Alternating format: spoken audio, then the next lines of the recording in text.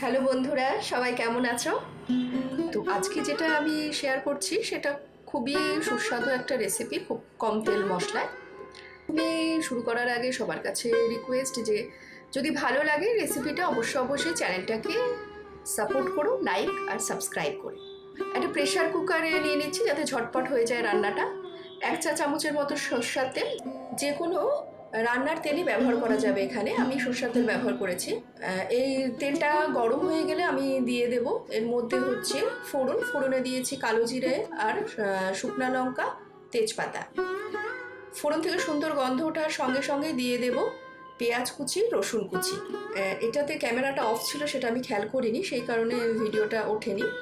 তো আমার মনে হয় না তোমাদের বুঝতে খুব একটা অসুবিধা হবে আমি যেভাবে বললাম। পেঁয়াজটাকে না একটু গোলাপি গোলাপি করে ভেজে নেব। এবার পেঁয়াজটা যখন একটু গোলাপি গোলাপি করে ভাজা হয়ে যাবে তখন আমি দিয়ে দেব মুসুরির ডাল। গোলাপি করে ভাজা হয়ে গেলে দেখবে সুন্দর একটা গন্ধ বেরোবে, রসুন ভাজার একটা খুব সুন্দর গন্ধ বেরোবে। এখানে আমি মুসুরির ডাল নিয়েছি 20 গ্রাম, মুসুরির ডালটাকে ধুয়ে রেখে দিয়েছিলাম, সেটা দিয়ে দিলাম। আর কিছু নিয়েছি শীতের সবজিটা কিন্তু সম্পূর্ণ তোমাদের ওপর ডিপেন্ড, কতটা পরিমাণ আর কি নেবে সেটা সম্পূর্ণ তোমরা নিজেদের মতো ব্যবহার করতে পারবে। এখানে দিয়েছি পালং শাক, কুমড়ো, ফুলকপি, দিলাম স্বাদ মতো লবণ আর 1/2 চা চামচের মতো হলুদ গুঁড়ো। ভালো করে মিশিয়ে নিয়ে একটু হালকা 2 মিনিট ধরে ভাজা ভাজা করে নেব। ফ্লেমটাকে এই সময় আমি বাড়িয়ে রেখেছি। সবজিগুলো একটু ভাজা ভাজা হয়ে গেলে দিয়ে দিচ্ছি 1/2 কাপের মতো জল। এবার সব কিছুকে ভালো করে মিশিয়ে নিয়ে প্রেশারের ঢাকনাটা বন্ধ করে দেব। ও এখানে আমি একটা চামচ দিলাম, মানে এটা অ্যাকচুয়ালি আমার ইউটিউব থেকেই শেখা, যে এটার মধ্যে দিলে যে প্রেশার কুকার থেকে অনেক সময় উতলে যায় জল, সেটা বেরিয়ে আসবে না। তো দেখা যাক পরবর্তীতে কি হয়। ভালো লাগলে অবশ্যই লাইক আর সাপোর্ট করো আর সাবস্ক্রাইব করে। একটা হুইসেল পড়ার সঙ্গে সঙ্গে প্রেশারটা আমি বন্ধ করে দিয়েছি, এই মুহূর্তে খুলছি না, নিজে থেকে ঠান্ডা হয়ে গেলে আমি এটাকে খুলছি। প্রেশারটা ঠান্ডা হয়ে গেছে, দেখো সব কিছুই কিন্তু ভালো মতো সেদ্ধ হয়ে গেছে। এবার আবার গ্যাসের ফ্লেমটা আমি অন করে দিচ্ছি।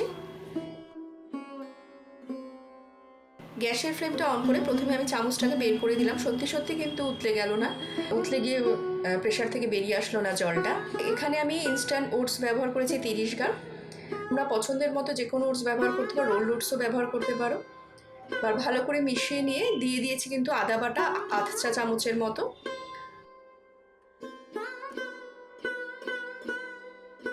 লবণ লাগবে তাই লবণ দিলাম। ভালো করে মিশিয়ে নিয়ে মাঝারি আঁচে একটু নাড়াচাড়া করতে করতেই দেখবে ওটসটা গলে গেছে। ওটসটা গলে যাওয়ার পরে গ্যাসটা বন্ধ করে আমি দিয়ে দিলাম 1/2 চা চামচের মতো ঘি। এখানে এইটাতে যে পরিমাণ আছে সেখানে আমরা 2 জন খাবো। 1/2 চা চামচের মতো ঘি দিয়ে নাড়াচাড়া করে একদম গরম গরম পরিবেশন করবে। একদম গরম গরম পরিবেশন করলে এটা খেতে কিন্তু খুব ভালো লাগবে। তাহলে আর কি, আজকের মতো এখানেই শেষ করছি। ওয়েট লস জার্নিতে যদি এরকম সুস্বাদু খাবার পাওয়া যায় তাহলে ওয়েট লস জার্নিটা না খুব একটা কষ্টদায়ক হয় না, খুব মজাদার হয়ে যায়। তো তাহলে আমি আরও এরকম ধরনের রেসিপি নিয়ে ফিরে আসবো খুব শীঘ্রই। একদম কম তেল মশলায় কীভাবে সুস্বাদু রান্না করা যায় সেটা নিয়ে আমি এখন থেকে চেষ্টাটা করব এবং সেটা তোমাদের সামনে শেয়ার করার। তাহলে এখানে শেষ করছি, নমস্কার।